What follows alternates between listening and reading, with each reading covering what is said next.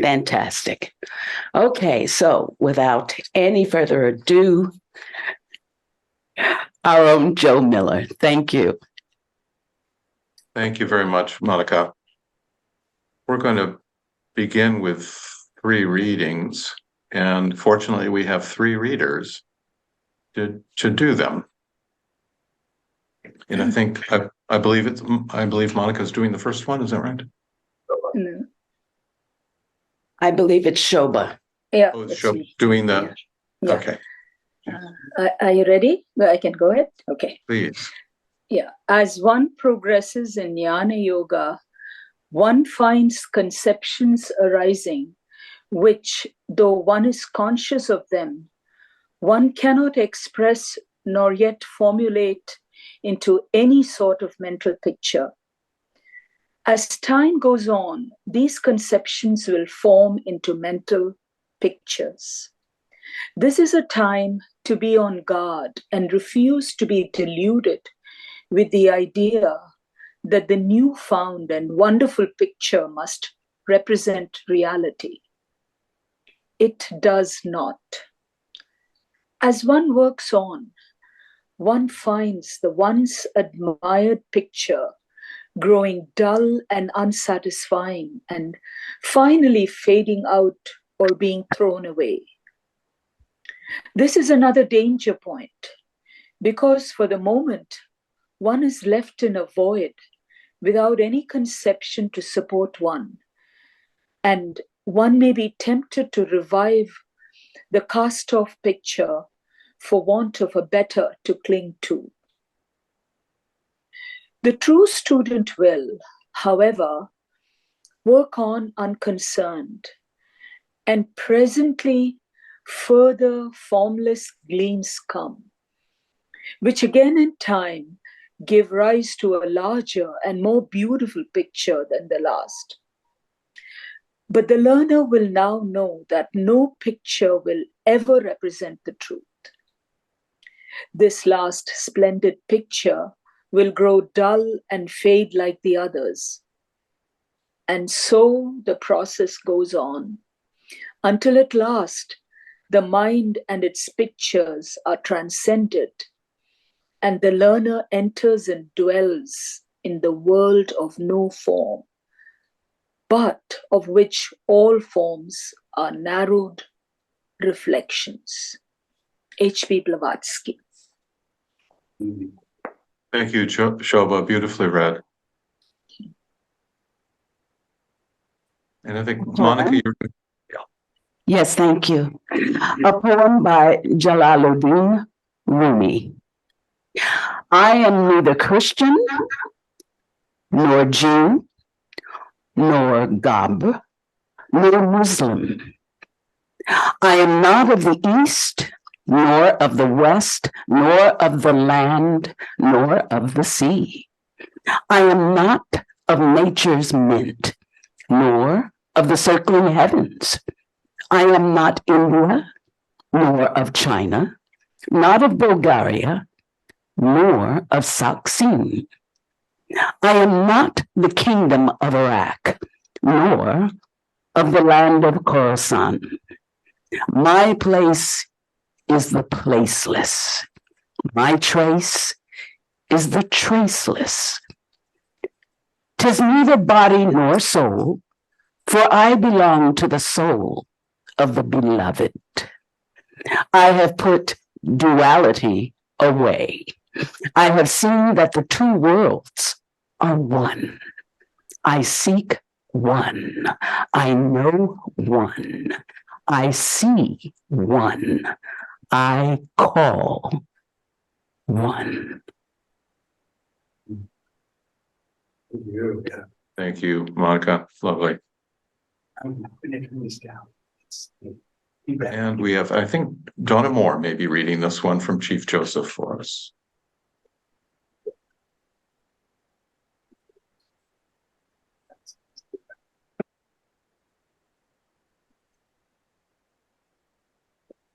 Are you there, Donna, and are you unmuted? Oh, I'm so sorry. I wasn't unmuted. I'll start again. Treat all men alike. Give them the same laws. Give them all an even chance to live and grow. All men were made by the same great spirit chief. They are all brothers. The earth is the mother of all people, and all people should have equal rights upon it. Chief Joseph. Thank you very much, Tona. Well, good afternoon, friends. I'm so glad we can gather here a few days before November 17th, which, as you know, is the anniversary of the founding of the modern Theosophical movement, and a day which is held dear to all Theosophists. I think before I start, I'd just like to hear from Truth or Jonathan. I want to set an alarm for myself, so I have a mechanical something to beat me over the head. How much time do I have? You have as much as you want. Just if you talk longer, there's not as much discussion time. If you talk shorter, there's more discussion time. What time does the meeting go till, Truth? 6 p.m. at the latest. 6 p.m. So really, if I could talk for no more than an hour, that's good, right? Yes. And hopefully less than that. Okay. I just want on the extreme. Okay. All right. Okay. Well, as you know, our theme today is the eternal religion. And the English phrase, the eternal religion, is a translation of the Sanskrit term Sanatana Dharma. And Dharma, of course, means law or religion. And so Sanatana Dharma is the eternal Dharma. The word religion in English comes from the Latin religare, or to bind back. Ligare is related to the word ligament, having to do with binding things together. So a true religion binds the hearts of men together. It also binds in the sense of it constrains our animal and divisive tendencies. It gives guardrails to life. It gives guardrails to a culture. True religion gives practices and beliefs and customs and rituals. It gives cosmogonies that talk about the origins of life and origins of the religion. And therefore it gives identity and direction. It helps to define the sacred, and therefore it becomes a basis for value, and therefore for laws and morals. At the same time, every religion is a balance between the ideal and the actual, between the spirit and the letter. Every religion is a balance between timeless truth and what happens in time with culture and language. A religion is a balance between the form and the formless, as we just heard Rumi speak about. When the spirit is in ascendance, then a religion is vital and creative and inspired. And there is a grace that runs through it, and it is progressive and forgiving and allowing. When the letter tips the balance, then the formal aspects solidify, and a religion becomes often self-righteous, and bigotry takes the lead, and money and power, idolatry, superstition, personal fear results in doctrines of personal salvation, which are themselves divisive, as Theosophy points out. And religare, instead of binding men together, ends up blinding men together, and binding the power to think instead of giving liberty of thought, erasing liberty and for the sake of conformity. And I think there's a line from St. Paul's about, brethren, do not conform to this world, but be transformed by the renewal of your minds. So powers of conformity and formalization are the shadowy side of religion. People become mesmerized and deferential towards the power of the collective, towards the grandeur of edifice. If some of you remember the 1960s movie about called Brother, Sun, Sister, Moon, about St. Francis of Assisi.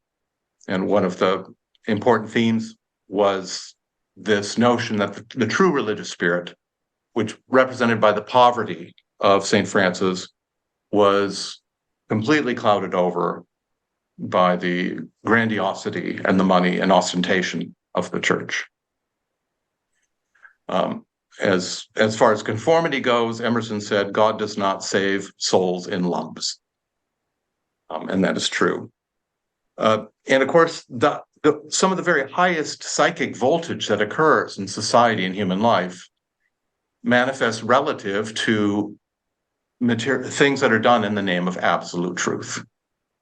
And that voltage becomes explosive, as we know, as we witness in the terrible religious conflicts that plague the world.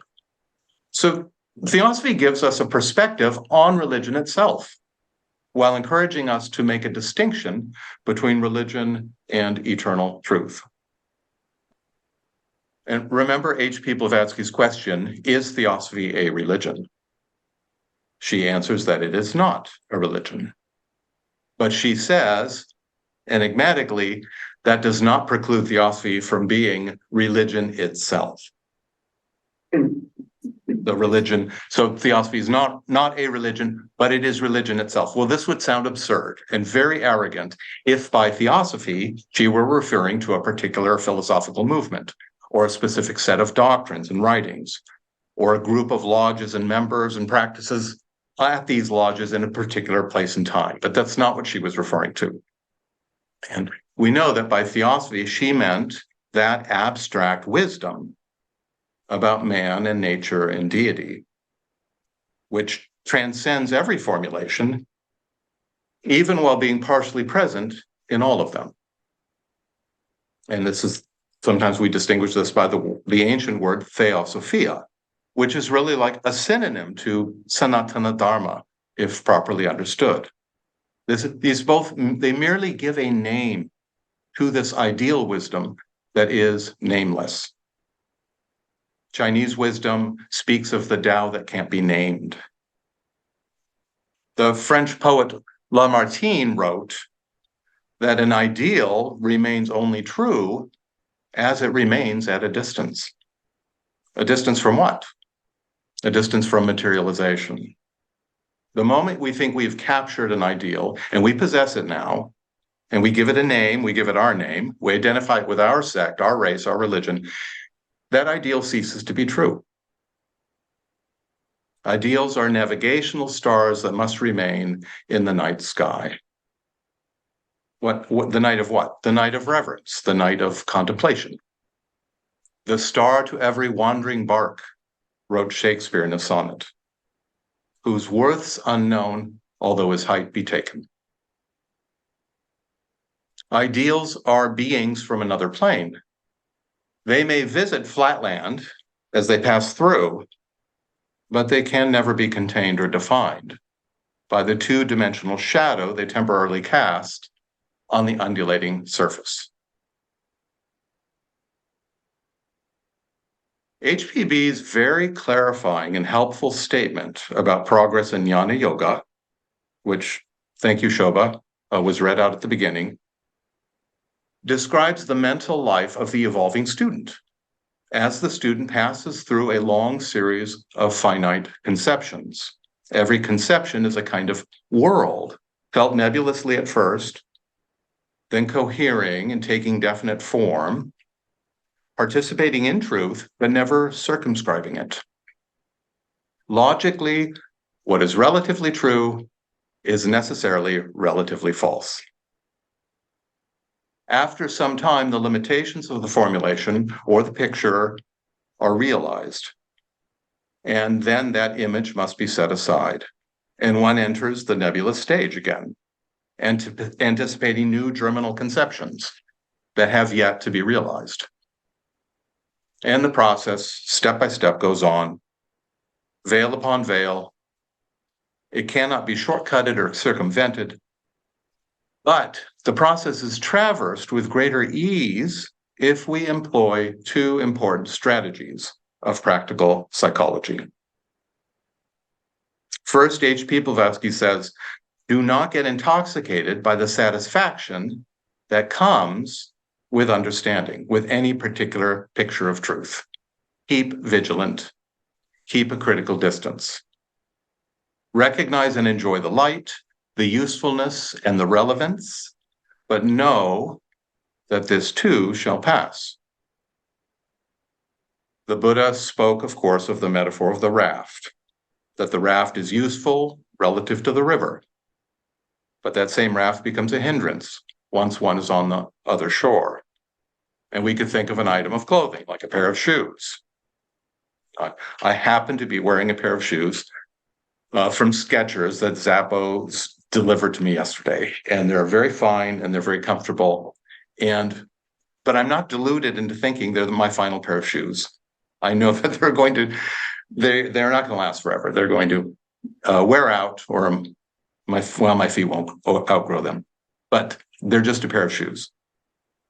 The second strategy H.P. Blavatsky points out is that we have to learn to face the void. We have, without going back, without trying to go back and resuscitate what is no longer relevant. We have to summon the courage and the faith to dwell in mental and emotional states of uncertainty and incompletion. We have to dwell, but we need to keep moving. We have to abide, but move through. The phases of undoing, we could say the autumn of the spirit, are as important for the regeneration of our inner nature as the season of autumn is to outer nature. The process goes on, H.P. Blavatsky concludes, until at last the mind and its pictures are transcended, and the learner enters and dwells in the world of no form, but of which all forms are narrowed reflections. The chrysalis transforms into the butterfly, so to speak. It's an entirely different realm than climbing on your belly and eating leaves. It seems to me that one of the great benefits of the teaching of theosophy is that it gives us an understanding of what we're speaking of here. It helps us to make a distinction between relative and absolute truth, but a conception that includes both. As in the Rumi poem, he sees one. He has put duality away. We begin to understand the process involves both of these, and they're not separate. Now, this process, which is framed by HPB as phases of development for a student, can also be seen collectively. In the place of concepts and mental pictures, we can think about the rise and fall of cultures, or the rise and fall of civilizations. Within the histories of particular religions and sciences, we can identify phases of birth, growth, maturity, decay, and then reform, Renaissance. We can see this too in respect to the evolution of the God idea, which has a bearing on what I want to talk about next. The eternal religion is also the name of an enigmatic and fascinating document, which came from the Theosophical Journal Hermes in August of 1988. And this series, this Aquarian series, as you know, is always published with a page from that almanac. And the quote, the lead quote for the week under the phrase eternal religion is in fact from that document. Now, this document is unusual because it's the longest item that ever appeared in a single issue of the journal Hermes. Hermes ran for 14.75 years. The eternal religion takes up 34 pages and is nearly 7,000 words. Actually, it's slightly more than 7,000 words. It is not typical expository or discursive prose, but it is pages of numbered statements. It almost looks like one of early Wittgenstein or something when you glance at it. These aphorisms, numbered aphorisms, what it calls articles. There are exactly 500 of these aphorisms. In an intriguing and mysterious footnote, it says, found in rough manuscript at Tirupati Temple in Andhra Pradesh, India, on February 8th, 9th, 1988. So this was published 6 months later. Now, who found it? What happened to the original manuscript? What is the original source? Who wrote it? What was involved in polishing the rough manuscript to the finished document? We have all of that is completely unknown to the speaker. Probably not unknown to the universe, but unknown to me. And in a sense, it's not relevant because it's just a fascinating document and it's such a joy to read. One thing that we have now that we didn't have in 1988 is Wikipedia. And so it was kind of a joy to look up Tirupati Temple in Andhra Pradesh. I had a suspicion Tirupati Temple would have something to do with Vishnu, and my suspicion was correct. Wikipedia, which is not the final truth on anything, but it's good for basic facts. It speaks of the Tirupati Temple as the temple dedicated to Venkateshvara, who is a form of Vishnu, who is believed to have appeared on earth to save mankind from trials and troubles of Kali Yuga. Hence, the place is also known as Kali Yuga Vaikuntha. And the deity here is referred to as Kali Yuga Pratyaksha Daivam. It's also true that Venkata is a hill in Andhra Pradesh, but it is also true that Venkata means destroyer of sins. Now, why did I have a suspicion that this would be a Vaishnava temple? Because the lead quote in the document says, "We are descendants of dreams. We all belong to a single tribe of dreamers." And it's an English translation of Sanskrit. I don't know where the original Sanskrit comes from. And you may be familiar, one of the depictions of many of Vishnu is that he is reclining in sleep upon the serpent of eternity, Adisesha, and that the universe arises from him in his dreams, from his dreams. So we live in the dream of Vishnu. So, as I said, the form of this document is not expository prose, but it's these numbered aphorisms, which are called articles of truth in the document. They're delivered by the self-identified dream god to humanity. They take the form of a revelation or of a proclamation. The dream god is not identified by any other name. And to give you a sense of this, how this starts, which is probably the best way just to hear it, and I hope some of you have read this.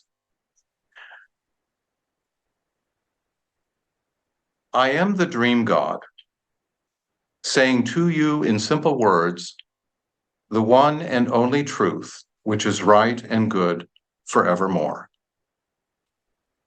All your everyday perceptions have been my media, and your emotions and feelings are the meanings thereof. All I need of you is fidelity toward your own perceptions, feelings, and emotions, for they are my voices within you. You call forth the revelation, for you have ever tried to be candid, considerate, conscientious, resilient, and therefore right and good. I am telling you the whole truth instantaneously. It will imprint itself upon you, recover it with all your might. So that's how it begins. And you can see it's given as these authoritative pronouncements made with brevity, and often as you get into it with bluntness, but with unmistakable, what we might call prophetic power. And if any of you love to read Whitman, you know that areas of Whitman's poetry is like this prophetic muse comes through him, especially the poem starting from Pomino. There's in the words, there's much use of iteration. There's parallel structure. So it has a form like poetry or song. There is also logic to it. There are strings of kinds of arguments that run through series of the aphorisms. The aphorisms can be seen in series. You can see themes like music arising again and again in a rhythmic way. You will find parallel structures where something is discussed in a positive light, and then it's discussed in its shadows are discussed in a parallel structure later on. It's a fascinating document looked at even just from a structural standpoint.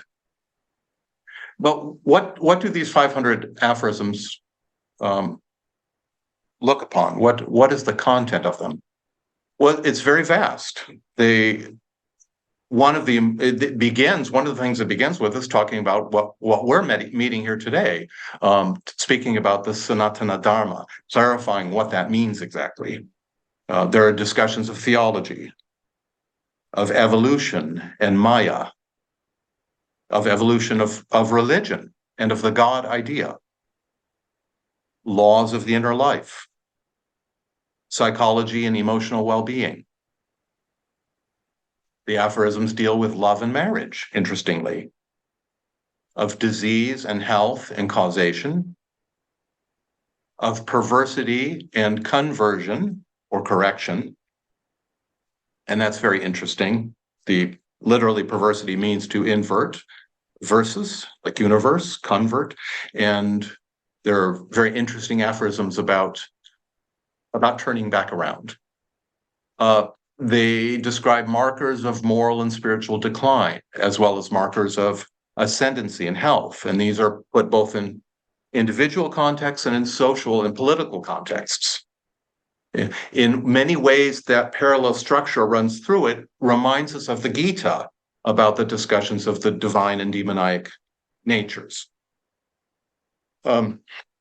Finally, the Articles of Truth speak of themselves. And in the last half dozen articles, they give a prophetic vision of their own status and their own future. So why don't we look then at these aphorisms that have to do with Sanatana Dharma, with the eternal religion and with deity. And I don't know if you've got the document with you, you could follow along, but I will read these out as well. This material comes right at the very start, clarifying the idea right away, with picking up where we left off with article number 7. It reads, "Prophets were right when they affirmed that God exists. God was their greatest discovery and not their gratuitous invention. Henceforth remember, I have been formed into what I am.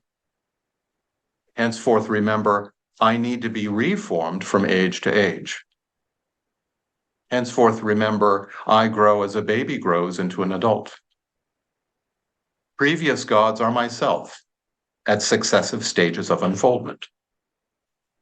Henceforth remember, God means the presence of God, just as your father means your father as he is now. I, the dream God, am your only God. I am the harbinger of the new religion. I am also its child and nursling." Just to stop for a moment, I want to continue to read about the new religion, but just notice right off, this is a very different God than we might be familiar with other God ideas. that this God is not eternally there from the beginning, but he has been formed into what he is, that he grows as a baby grows. Well, that's not normally with, especially in the West, God is perfect and complete and eternal. And so whoever this dream God is very different than that. And the evolution of the God idea that previous gods are himself at a given stage. Now, I, the dream God, am your only God. Does that sound a little, authoritarian and heavy-handed? Actually, one needn't read it that way. For one thing, there are very strong warnings about authoritarianism later in the document, but it's probably more a statement of pantheism, which is discussed later on, that there is nothing else but the dream that we're involved in. And the cosmos is a dream, and we are all dreamers within that dream. And also the benevolence and generosity of this speaker represents the voice of our true self. In that sense, we could say it's our only God. So then there's this series about the new religion, and you can see how musical this is. You can see the use of repetition. The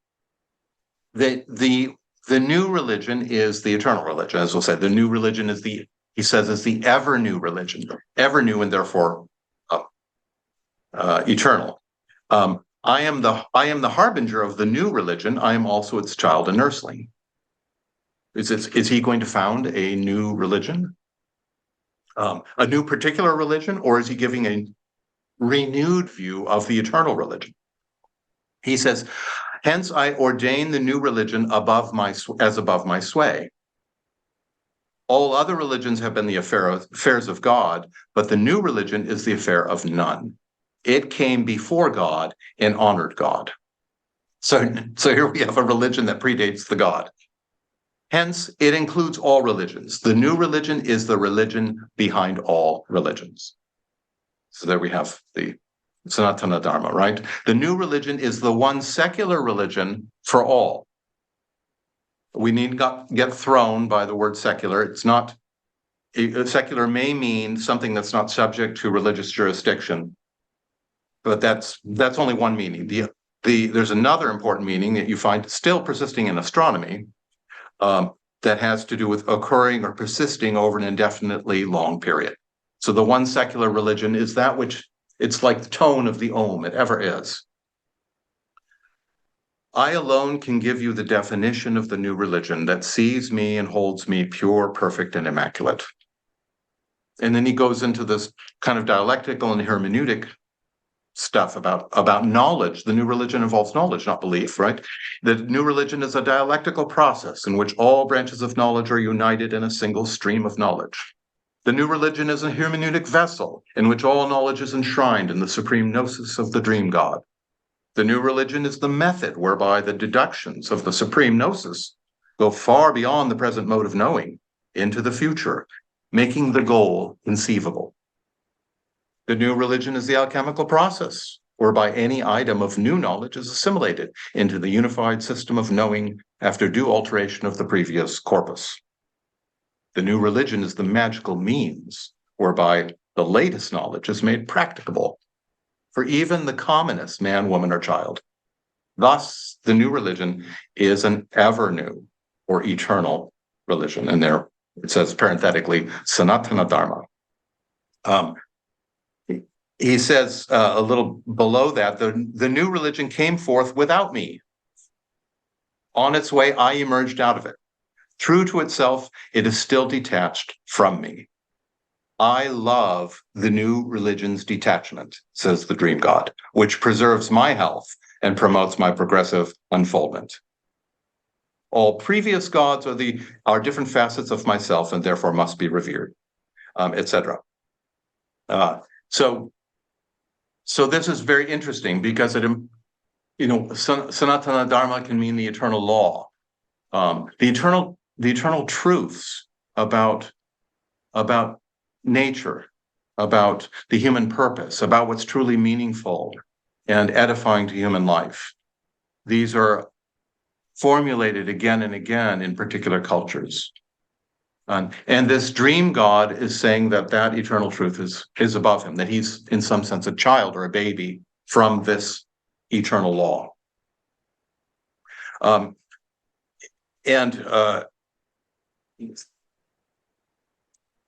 then there's these aphorisms about that our formulation of deity affects how we manifest and unfold as spiritual beings, as human beings. It's the God is proportional. Number 36. God is proportional to the formulation of God. As you grasp me more and more, your formulation of God deepens until it coincides with that of the dream God. Well, that sounds a little bit like those images that H.P. Blavatsky had us going through, that we advance through a series of ideals that include who we are, what is life for, what is the universe, more and more and more, until there's eventually a merging with the formless truth. When your formulation of God falls short of God, the living presence of God shrinks in proportion to the former. And this brings about a shrinkage in your life. I am the consummate solution. In me, you find solutions to all problems. I am the consummate answer. In me, you will find answers to all questions. I am so fundamental to you that I've become an organ deep beneath your skin. And there are these discussions. Listen, I am the foundation on which you stand as an edifice. You are me at your point, and all beings are myself at their points. So this deity is immanent. It is living or dreaming through us. And this dream God is trying to reveal the laws of entering the tribe of dreamers, as he says. There's this important distinction, and I'll talk about some of the main terms here, but an important distinction between the dreamers and the brooders that the document makes. So that we are the dream God at our point, and our growth and our realization is in proportion to how we grasp that as our identity. Beings differ because of the differences of their notions of God. Beings differ because of the differences of their gods. Thus, you evolve or erode as I evolve or erode within you. Therefore, the concept and form of your God is important. Your concept of God and the corresponding form of your God make and represent your foundation, and all that springs from it stands upon it. And then he goes into this rhapsody about when I, the dream God, am your foundation. And this is very characteristic of many strings of aphorisms that go 10 or 15 aphorisms at a time in the document. When I, the dream God, am your foundation, you are blessed with the highest happiness, progress, and peace. When I, the dream God, am your foundation, you are blessed with the greatest skills, abilities, and successes. When I, the dream God, am your foundation, you are blessed with the most attractive and effective language, cadence, gesture, countenance, calligraphy, and styles. It's very Whitman-esque, really. When I, the dream God, am your foundation, you are blessed with the greater wealth, health, and life. So this is the thing, is how do we find virtue? How do we find virtue in the old sense of strength and power within us? Realization, understanding. According to the dream God who has left this revelation, it's through us grasping the dream God's presence within us that becomes a foundation, and that becomes, as he says, an organ within us. So the dream God becomes a foundation within us, and then upon the dream God forms these organs, he says. So the first one is poetry or dream, number 66. Upon me, deep beneath your skin, forms an organ, poetry or dream. And from that comes your feeling of wonder and awe. From that comes your feeling of fascination and ecstasy. From that comes your capacity for creative imagination. And upon that forms another organ, the goal. From that comes your aspirations. Thus, with me in sight, you are a dreamer on the path of truth. A dreamer is a denizen of heaven returning to paradise, on the path of truth. You have an infallible indicator within you to reveal your truest approach to the eternal God. It is the feeling of well-being.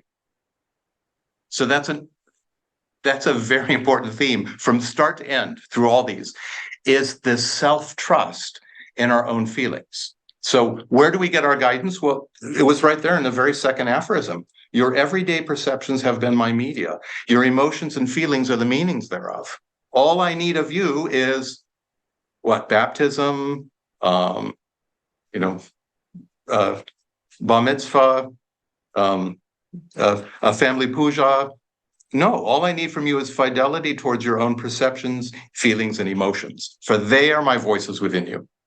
So the revelation of the dream God is that we are equipped, if we weren't so tangled and confused, deformed in our inner nature, we would be natural and simple and naive and childlike in a certain way, just as the voice of the silence or the Sermon on the Mount speaks about becoming the child again. There's a certain simplicity of heart and mind that the dream God is inviting us to attain, or that his presence helps us to attain. And this is what he says, right? You have the infallible indicator with you, this feeling of well-being. And so what corresponds then with this learning to listen to our feelings is what he calls original wrongs. So there's not original sin, but they're the original wrongs. And the original wrongs begin when we lose our inner simplicity to, as he says, believe what is before our eyes, and we lose touch with our feelings. And I think it's number 84. I begin to be beclouded the instant you do not believe your eyes. Then your foundation begins to crumble within you. Continued self-betrayal leaves me benighted, and your foundation crumbles within you. When I, the dream God, am beclouded, you begin to suffer and lose and suffer. When I, the dream God, am beclouded, your skills and abilities begin to decline, and success becomes rarer. When I, the dream God, am beclouded, your language, cadence, gesture, countenance, etc. So you can see here's an exact parallel structure to the whole series about when I, the dream God, am your foundation. But it begins with betraying our feelings, with self-betrayal, according to this revelation. And then there's a series of these original wrongs. So there's the first is you don't believe your eyes, and then in number 103, it's you're mistrusting your perceptions and feelings. In 151, it's the erection of facades. In 287, it's wickedness. In 363, it's perversity. And so there's this overall structure to those, just as there's this overall structure to these divine organs, so to speak, that are growing within us. And it's also interesting. You think that you want to take these organs of poetry or goal and dream that are growing beneath your skin as rectitude. He names these, but then the dream God tells us these aren't metaphorical. All are organs of flesh and blood.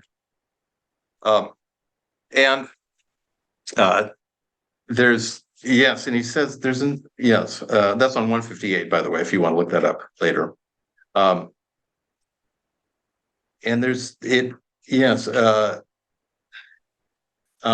elsewhere, a little later in 229, he says, know that life and soul are aspects of body and are never different from the body, which is very curious. It reminds me very much of Whitman, who said, I've said that the soul is not more than the body and the body is not more than the soul. So that's one of the really important themes is these organs, these inner organs that are growing within us as we follow the path of the dreamer, unfold ourselves as dreamers on the path of the dream God. And then the opposite are these these wrongs, which are when the dream god becomes clouded within us. One of the great statements of dreamers and brooders is found in Aphorism 165. There's a little series there that it sort of sums up what had gone on before there, and it's a good place to look at in itself. Starting from 165. Thus, faith in your own perceptions, feelings, emotions, conceptions, reasons, and instincts makes you a dreamer with growing religion, God, dream, goal, righteousness, inquiry, uprightness, dignity, decisiveness, peace, memory, and destiny, all making you right, good, rich, and happy forevermore. But lack of faith in yourself, pretense, falsehood, make you a brooder with growing confusion, doubt, guilt, apathy, stupidity, fear, dilemma, anxiety, repentance, boredom, despair, and superstition, all making you wrong, wicked, poor, and unhappy forevermore. Not a happy camper. The dreamer wears the charm of dream. The brooder wears the gloom of disease. No ornament can make a brooder beautiful. No blemish can make a dreamer ugly. For dream is the only ornament of beauty. There are only two castes, the dreamers and the brooders, in the lineages of dream and pretense. There are only two castes, the dreamers and the brooders, one healthy, the other diseased. There are only two species, the dreamers and the brooders, one stretching forward to supermanhood and the other falling backward to animalhood. There are only two relationships, one between dreamers and the other between brooders. Thus, any parent, brother, sister, son, daughter, grandparent, or grandchild is either a dreamer or a brooder. Thus, any of your neighbors or countrymen is either a dreamer or a brooder. Thus, all are not belonging to your family, place, or country are either dreamers or brooders. Now, lest you think that we're back in the Old Testament or the New Testament of revelations of dividing the goats from the sheep. There's this marvelous thing about it doesn't say the pivot, this conversion, turning around, that we preserve it doesn't matter for a brooder, we preserve this freedom to turn, just like this, the Shakers, the Shakers song, simple gifts, to turn will be our delight, till by turning we come round right. And the Shakers were great furniture makers, and the Shakers would turn their wood, and as they turned their wood, it was an analogy for turning your soul, turning your moral life, shaping it. And of course, conversion, religious conversion means literally to turn around, just like Plato's prisoners. They have to turn around from the shadows to the light, even if it's painful. And he says in 179, as you can turn instantly from south to north while standing at the same point, you can change from a dreamer to a brooder, or a brooder to a dreamer, it can go both ways, in no time. So there is in this aphorism and others, this notion of a kind of instantaneous conversion, that there's some innate inner freedom within us, which we can't give up, which we can call upon, if we will. He says, but a brooder prefers to walk north to reach the south, even after billions of such steps have brought him no sign of the south. It is easier to sweat and toil for a life than to think for a moment. So apparently this is not by the sweat of your brow will you live. Thus, pretense is easy and naivete is difficult. Remember, pretense is the road to hell, and naivete is the road to heaven. And if you turn, that's 179, 379 also, as I recall, is another great statement about, yes. So after speaking about various negative things about perversity and vulgarity and hearts turning to rock, and that deep diseases are communicable, that deep diseases are inheritable. In 378, the dream god says, unabated, they can flow down far beyond the 1000th generation. Unabated, they can flow down. Okay, so if they're unabated, the only mode of abatement is turning toward me. For I, the dream god, proliferate dreams, and dreams proliferate all goodness that make you supple but strong.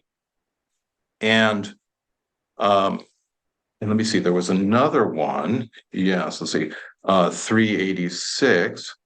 Yes. In this turning, there's the analogy of the tornado, which a tornado appears to be nothing, but it's all powerful in its turning. Thus the perverse with all their show are hard but weak. Let's see, he says, this notion about being hard but weak. Authoritarians with all their show are hard but weak.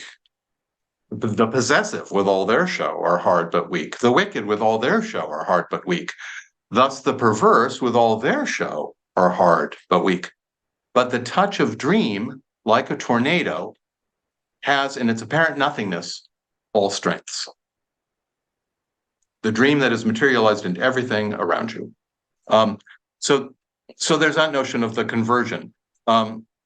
There's a long passage on evolution that's fascinating and somewhat humorous in the ways that it discusses that. There are passages on what I'll call continuation of life that do not speak about reincarnation in the ordinary ways that we would think about it as theosophists. Those are kind of interesting, and we can talk about those in our discussion. There is a beautiful discussion about Maya in this cosmological way, that everything is Maya, that we're within that Maya, and a notion of pantheism as well. Let's see. I think it would be fun to talk about this, but I wonder if maybe we could hear another voice, somebody who has access to the document, and if they could read a passage that I would indicate. Do we have a brave reader who has access to the document that wants to read something? I can. Michelle can. Oh, super. Michelle, would you turn to aphorism 316? And let's see. If you could read from 316 to 337. It's kind of a long reading, but it's rather beautiful. Is that all right? Yeah. Okay, thank you. Through me, the dream god, comes the eternal spring, whence do you begin to blossom? The clearer I am, the more profound the touch of the eternal spring, the more flowers appear upon you.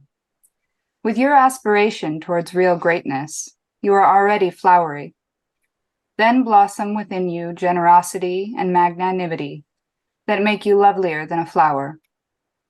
Then blossom within you solitude, confidence, freedom, faith, amity, altruism, and equity, making you lovelier than a flower. Then blossom within you apostlehood of self-awareness, teachership and organization, making you lovelier than a flower. Then blossom within you humility and politeness, making you lovelier than a flower. Then blossoms within you glory, making you lovelier than a flower. And then blossoms within you surrender, making you lovelier than a flower. And then blossoms within you a trait that makes you a freedom giver. All these flowers blossoming within you are organs so fine that they are known as instincts, traits, and qualities. Then blossom within you obedience, discipline, and trustworthiness, making you lovelier than a flower. And then blossom within you receptivity and adaptability, making you lovelier than a flower. Remember, a dreamer does not have any tradition. He has a culture and acculturation. And then blossom within you patience and tolerance, making you lovelier than a flower. And then blossom within you temperance and quietude, making you lovelier than a flower. And then blossom within you trust and understanding, making you lovelier than a flower. And then blossoms within you gratitude, making you lovelier than a flower. And then blossoms within you reverence, making you lovelier than a flower. And then blossoms within you sincerity, making you lovelier than a flower. And then blossoms within you kindness, making you lovelier than a flower. Then blossoms within you, the most important of all, love that makes you lovelier than a flower. Thank you so much. Okay, well, we have time, and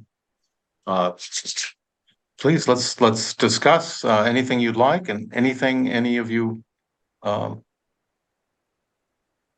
to say about the Sanatana Dharma or this this document. And why don't we start, either Jim or Michelle, hand up. Well, I just want to thank you very much for going over this document, because I've been fascinated. I've been so fascinated by it for the last decade, and I have many questions about this document. But I'll just reduce it down to 2. So I'm curious what your thoughts are on numbers 64 and 65. And they read, I become your foundation the instant I am in sight of you. I am in sight of you the moment you believe your eyes. And then the next question, which you spoke on briefly, which is 236 and 237, and that's speaking about continuity of life and no rebirth. And I think it's such a beautiful way of kind of changing our mental constructs that we have towards reincarnation. And what always struck me about it is that it says that there's no rebirth, but there's only multiplication of soul and no transmigration. And I don't think that this document is speaking about transmigration from animal to human or vice versa. I think it's just speaking about, transmigration from body to body, because of how it says there's no rebirth. And so I'm curious what you think of both of those.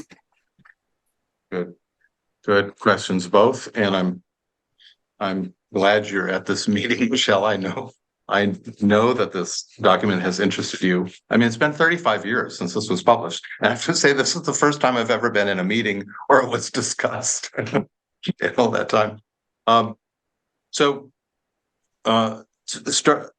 Going back for a moment to 64 and 65 about being inside of you. So there's then this long series, right, of when I, the dream god, am your foundation, you are blessed in this way. When I'm the dream god in your foundation, you are blessed that way. And then that part of the music comes to a pause there, and he says, I become your foundation the instant I am inside of you. I am inside of you the moment you believe your eyes. And if you look, I mean, if you have Hermes, if you look across the page, or if you don't have it, to number 84, you see the parallel structure. If it's true that he becomes the foundation when he's inside of us, he says, I begin to be beclouded the instant you do not believe your eyes. What do we make of this? After all, hasn't every philosopher, East and West, said, eyes are poor reporters for the soul. The eyes show us illusion, etc. Well, I suppose there's all kinds of ways you can look at it. One way is you could say that, believing your eyes is a way of talking about a certain simplicity of soul, where you can easily recognize without obfuscation, without spin, what is. There's a cleanness to direct perception, and we are, you can look at Zen Buddhist practice or other practices of mindfulness. Why is there mindfulness? Why is that such a big thing right now? Why do people take time to drink their tea and feel the weight of the teacup in their hands, and then to press it against their lips and all of that. If the senses are all liars, why should we be doing that? Well, it's because we're so preoccupied with the spin in our heads, with so much unnecessary thought, that we don't pay attention. And paying attention becomes a mode by which we gain control of the mind. It isn't, the senses aren't important in themselves, but we don't make use of them. We don't inhabit them. We don't develop the inner senses because we've hardly employed the outer senses to the degree they can be. So you could look at it in that way as a part of his talking about simplicity of soul and naivete, and kind of a direct perception, and also in the sense of overcoming the often the religious duality between body and soul, where the soul is important and the body is this kind of filthy, unfortunate something. And I guess that's probably one reason why I was attracted to Whitman, and that there's something about Whitman was, to me, it wasn't a literary performance. He was clearly overbrooded by something very important, and probably some being very close to this being, but what came through him. But one of the things was to overcome that duality and to recognize the dignity of the body, and to recognize that the use of the senses, and to the simplicity of soul, to see the two worlds as one. So I think you could say something like that, and then and I'm very open to people's discussions. Oh, it's my alarm. Good. Well, I succeeded in not needing it. So they begin, the ones on reincarnation, they begin on 231. And so let's just look at that. There's just a series of these. It begins with, know that death is not the end of life. Know that you transcend death and continue to exist through implantation, cultivation, and multiplication of your soul, which you make secure through your influence. In analogies, you are a fire and all else is fuel that you seek to kindle. You are a magnet and all else is iron that you seek to magnetize. You are a magic stone seeking to convert all into your kind. Thus, there is continuity of life, no rebirth. Thus, there is multiplication of soul, no transmigration.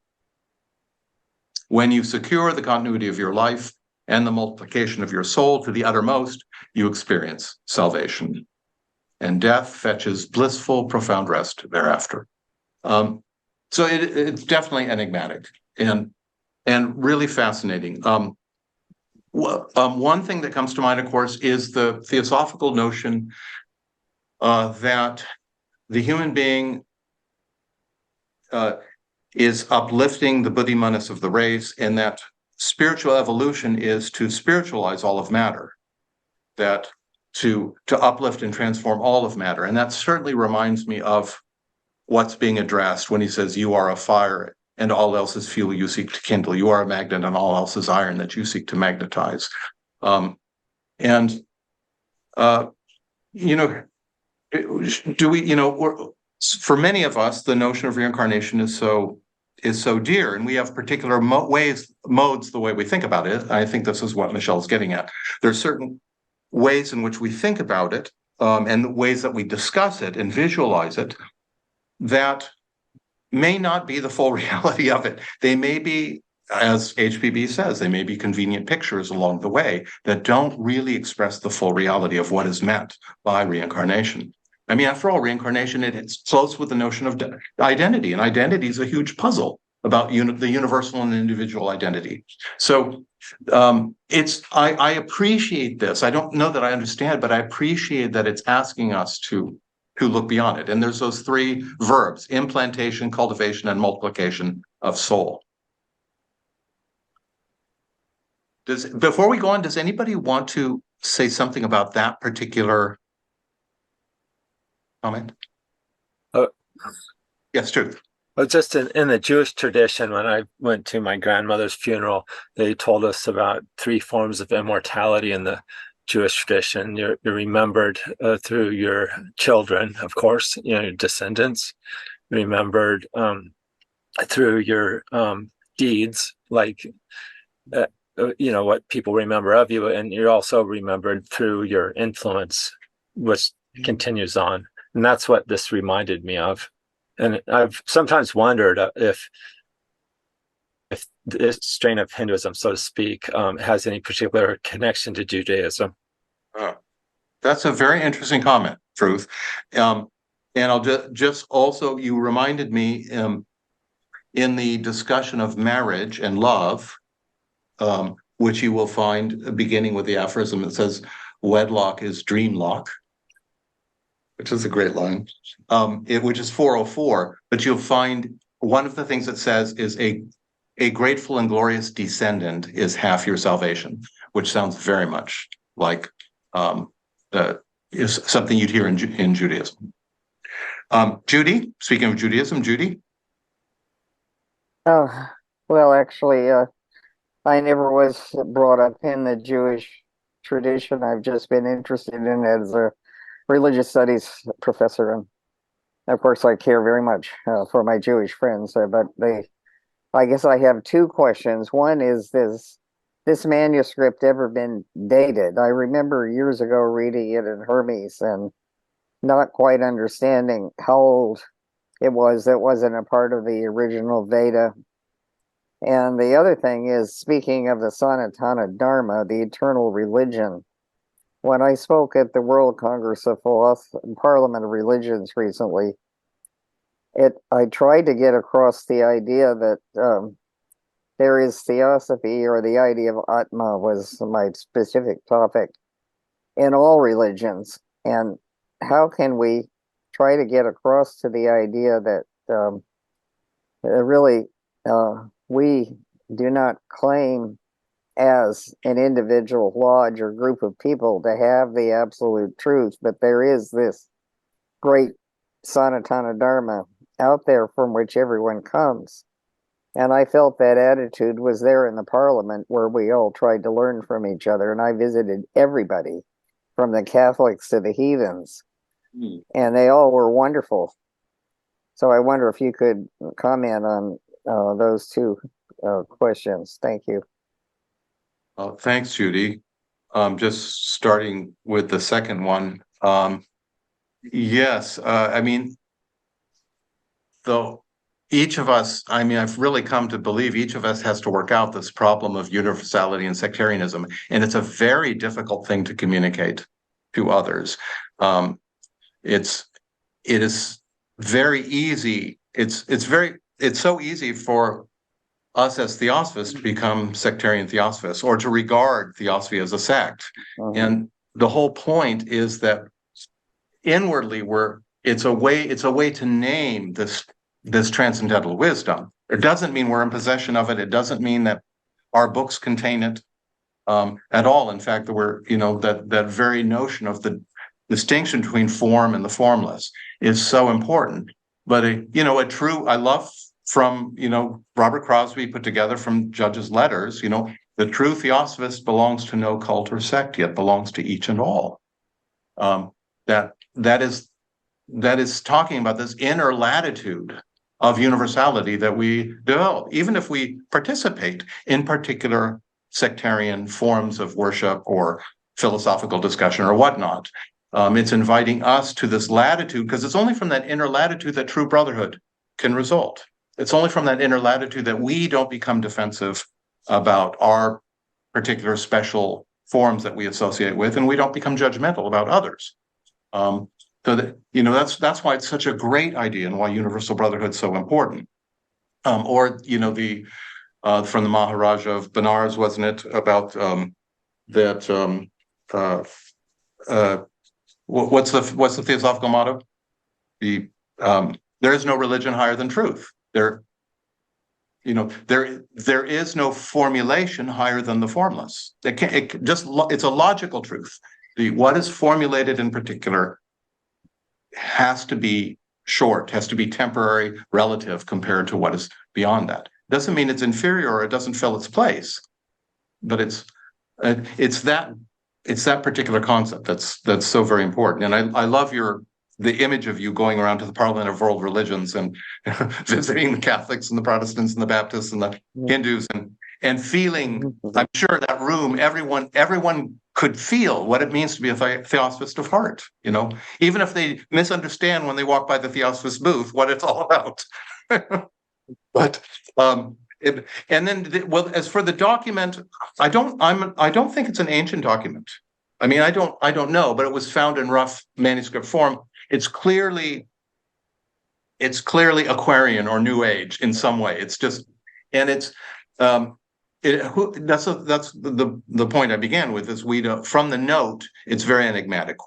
It was found. Well, it was found by whom and what form was it found in? I mean, I've never known anybody from the editorial board, even though I was working on Hermes downstream when this was published. I was one of the, you know, the Pitries, the lunar Pitries. I was associated with paper and ink, so I don't know where the river flows from. But obviously there was some kind of rough document that and it was, you know, Punarvasu rendered by Punarvasu. Punarvasu, I believe, was a nom de plume for Sri Raghavan Iyer. But what we see the polished form here. I don't know what the rough form was like, and but it's wonderful to think of at midnight between those two dates, 8 and 9, at this famous Vaishnava temple, encountering this document, which is so glorious and beautiful to read, and so suggestive and enigmatic. Okay. Does anybody want to say anything about Judy's comment or questions? Okay. So Michelle or Jim have their digital hand up. Yes. Yeah, I just wanted to make a comment when you brought up 232 about implantation, cultivation, and multiplication of soul. Yes. And you know, it always makes me think about great teachers like Rama or Krishna, and their influence has spread for such a long period of time in India. And there's something kind of about the quality that a great teacher has, how they affect massive amounts of people very deeply. And I wonder if this is alluding a little bit to that a bit. That's beautiful, Michelle. Yes, I mean, to take I mean, right, how do we live? I mean, to bring it back to truth idea, you know, do we personally think about what is my next life going to be, and forgetting about all the influence that is pouring through each of us every day and affecting the lives around us, affecting the elemental kingdoms and the cells in our bodies. Remember Judge saying in his letters, reprimanding, saying, why all this concern about the poor starving people on the other side of the world? Aren't there many cells in your own body that deserve enlightenment? So, you know, so there's this immediate, you know, this influence that we have. And I mean, you know, when we shuffle off this mortal coil, all of that influence lives, and it lives in the minds and hearts of others, consciously and subconsciously. And if we live truly, we leave a testimony and a motivation for other people who want to live truly as well. And you're absolutely right. There are amazing, enigmatic, magnetic human beings that affect others in just profound and powerful ways. And couldn't that be described as implantation, cultivation, and multiplication of soul? Absolutely. And in some sense, you know, every really devoted, one-pointed, self-sacrificial person is that way. They're not living for the karma of their future lives. They're living for what is before them. They're believing their eyes in that sense. And they're affecting things. Yeah, it's a great question. Nathan Johnson.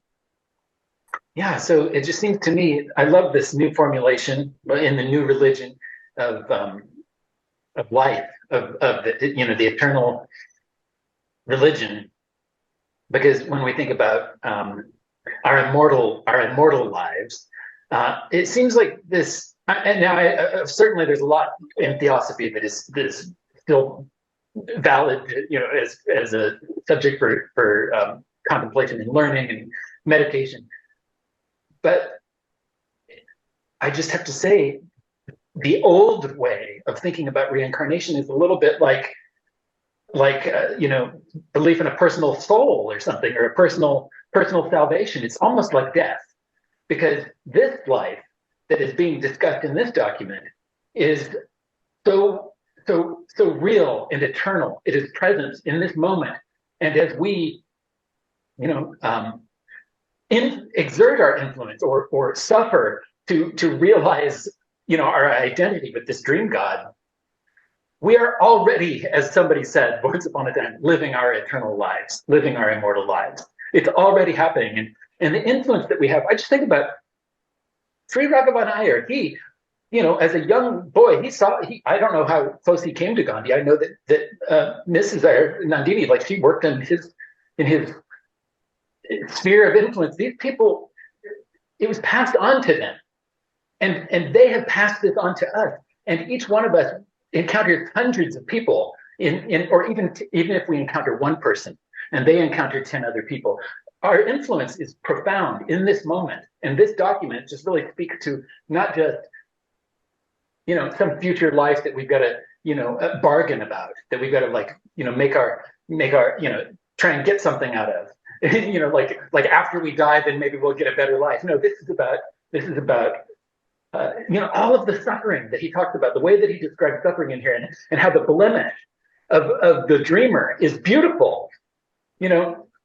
It's because it's real and it's living, and it's not a trade-off for some favor. But thank you. Thank you, Nathan, for that candid response. I think it was Edward Bellamy who said, time is not a vestibule to eternity, but a part of it. We are now living our immortal lives, which is such a powerful statement. And who could fault anyone who points out the absolute importance of coming to terms with the present moment? After all, it's the Vartamana, HBB says, the eternal present. What is the past? We only know the past through our present experience of our minds right now, reconstructing. We only know the future through present experiences of thought. The past is moments of presence that have gone. The future is moments of presence that haven't come. We need to come to terms with the present moment, and we can't do that as brooders. We can only do that as dreamers. Jonathan. And thank you so much, Joe, for the summary and everything. Nobody's ever said those things out loud that you said. Like, I've read the document, but like to hear it from. Thank you. Just want to say also. You're welcome. I think you're muted over there in the hall, folks, but you're up next. Oh, hello. I'm sorry. Unicorn, if you could wait one moment. I think Jonathan's up next. Oh, okay. I thought you meant me. Sorry. No problem. Oh, can you hear me now? Yes. Just a quick footnote to what's been said about this 232 verse. It's just so interesting to think about that. I remember hearing at a lodge meeting a statement that I've never forgot. The speaker on the platform at that time said that reincarnation is not that much of a mystery, which blew my mind. And then the person said, what's the mystery is incarnation. That's where it's at. And then that, to me, shed a lot of light on reincarnation, just that statement. And it's interesting about the Gita. You have Krishna, who's an incarnation of the divine. But what is Krishna trying to get Arjuna to do? To incarnate, to get involved. And I think this word influence has been said and so forth. And you said that about to raise up the manas and the buddhi of the whole human family, etc. And same way with all of life and so forth. So it's just a wonderful thing. I just feel so privileged to actually get a little bit of a handle. And thanks to Michelle for that question, because on that really enigmatic one of number 232. So now you had a question, right, Monica? Well, actually, it's been satisfied.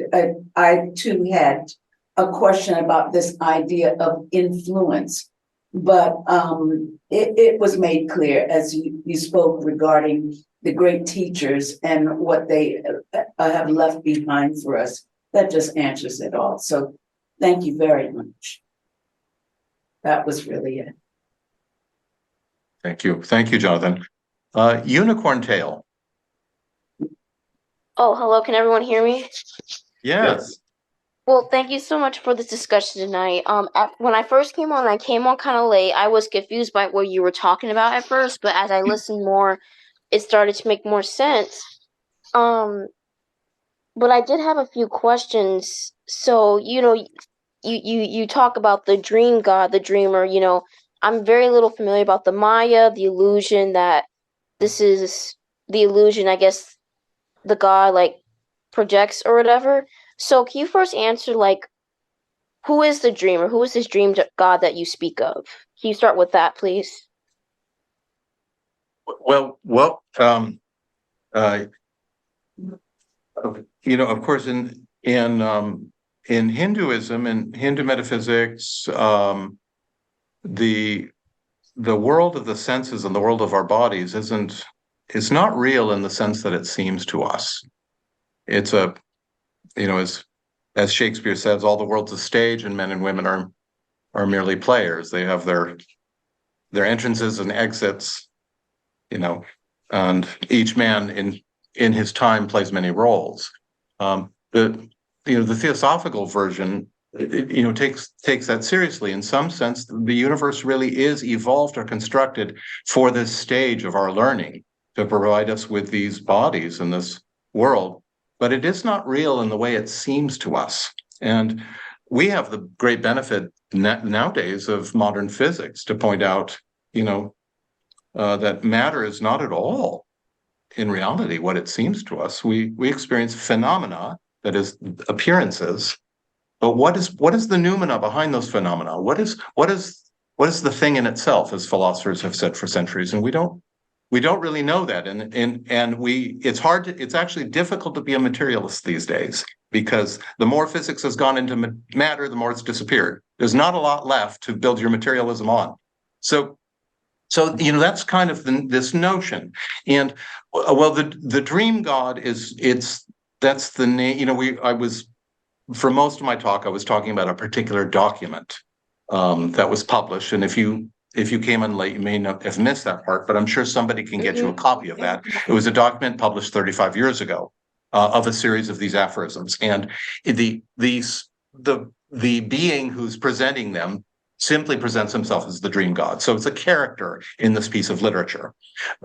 And because it was found at Tirupati Temple, there seems to be a parallel with Vishnu, who is depicted as dreaming up the universe. The universe is Krishna, who is in the Bhagavad Gita, who is a manifestation of Vishnu, says that he, even though myself unborn of changeless essence and the Lord of all existence, yet in presiding over nature, which is mine, I am born but through my own Maya. So there's this appearance, and he produces the universe out of a single portion of himself, and yet remains separate. Well, all of these are mythological names to try to talk about metaphysical truths that many philosophers and seers and sages have tried to articulate to us. And I don't know if that helps you. Do you want to respond, Unicorn Tail? And I don't know what your name is, but I'm charmed by unicorn tails. Oh, no. Thank you for your response. It's just that I was wondering who the dream god was, because the very little I do know about spirituality, when I think of the dream God, like when you say it, I think of, I think of the Godhead, no self, the self of all selves. Yeah. I think of well, here's one really good metaphor I heard. It's not my own, describing how like separation doesn't really exist, or how God, not in the usual way we think of God, but God as in terms of like no self. Um, One way to understand it is this: it's like when you have a white blank canvas, when it's blank and white in its pure state, technically it could be anything it wants to. Why? Because it's in that blank state. So anything you want to draw on it, you can draw on it. But let's just say I draw a flower on there, right? I have a very distinct flower, or just a red rose I paint on there. But let's just say I want to change it and maybe draw or paint a picture of a tree. Well, sure, I could keep the flower and paint the tree on top, but then it's not fully a flower, is it? Or it's not in its purest essence of being a flower now, is it? No. I have to take the flower and remove the paint. I have to bring it back into its original pure state, and then I have to make it into the tree that I want. So it kind of reminds me how, from what I've heard, all of us come from one source, which is God, in that pure silence or whatever you want to call it, and that we all come into form by whatever means that is, And that leads me to another question. And by the way, that was a good metaphor with Shakespeare, because I've heard of that quote, all the world's a stage. So thank you for that. But I had another question is, with reincarnation, because I know more so about the usual way of how it works is, your soul is in one form or body. When you die, it goes to the next some way, somehow. I don't know how it does, but excuse me. But my question is, because I know right now you're kind of changing the paradigm of how reincarnation is thought of.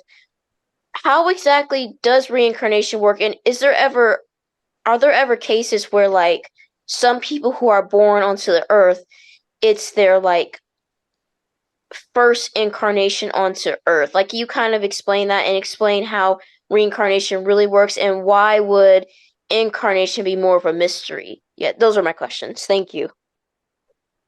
Just briefly, response to your first comment. It in line with this document, that's very true. The dream God would be the self of all, and he identifies himself, herself, itself as the universe itself. There are statements of pantheism in there, and he says every individual is the dream God at their point of development. So we're all the evolving dream God in this way. Again, this is one particular document we're talking about, but it very much it's in line with that. As for reincarnation, that's a huge subject to try to bring up in just a few minutes, and I know they want to close this meeting in a few minutes. I would highly recommend, if you wanted. I mean, Theosophy has really wonderful, clear explanations of reincarnation. It gets into the different principles of human nature. After all, when we die, part of us, dies. Not only the outer body, but their inner bodies that die. Thought body, emotional body, energizing body, but there is something that persists, and so the theosophical teachers, have who really, the primary ones were really seers themselves, but they have explained and given us really good models. We'll call them models, conceptions of what that's all about. What are the dynamics of that? And as for, is a soul created new, or was no, actually there's one eternal life, and we're all threads of it, and we come from the beginningless beginning, and we go to the endless end. So there isn't any beginning in that sense. Oh, okay. Because I've heard stuff like from, and I'll make this quick because I know you want to wrap it up. I'll end it with this, and thank you very much. I'll look into more resources about that and more theosophy. But I've been on YouTube, and I listen to this one psychic that I feel I can trust. I think in my intuition, and she talks about, I don't know if you've heard the author Dolores Cannon, but Dolores Cannon talked about this term called second wave volunteers, and basically those are people who come from other planets or some sort, and they're when they first carnate into Earth. Let me make that clear. First carnate onto Earth, not in general. Just their first carnation onto Earth is to help assist humans advance or heighten their consciousness. But these humans that incarnate here for the first time on Earth, some of those humans come from other star systems or galaxy, I guess, of a higher frequency to come here and help and save the Earth. So it might be yeah. it might be better if you why don't you get in touch with me, reach out to me privately rather, because there's just a lot of people here. I don't want to get into something too off topic for Okay. what we're doing here. But Sorry about that. I no, don't worry about it. I'm very interested in that. I'd be happy to talk to you off when we're not here in a public meeting, because I think it's going to get too outside. But there is a good book. I mean, it's in 19th century literature, so you've got to bring forth your literary muscles a little bit. But it's called The Ocean of Theosophy, and there's some very good by a man named William Quan Judge. There's very good discussions about reincarnation in that. We're coming to the end here. Does anybody have a comment that they would like to? Well, Joe, if you don't mind, in the chat section, we have quite a few. I think from Judy Savaker, she says, thanks for an interesting and informative meeting. Let me see if I can move this up. Jonathan, help. I don't know how to get it, but I thought there were enough that we could at least acknowledge a few. There we go. Okay. Yeah, just 2 fingers up and down. Okay, thank you so 2 much. fingers horizontal and then up and down. Okay, so Wes Amerman says, well done, Joe. I enjoyed your presentation. I wasn't aware of this document and can't yet decide if it's profound truth or mere drivel. You've given us a lot to think about. Thank you. So there's that.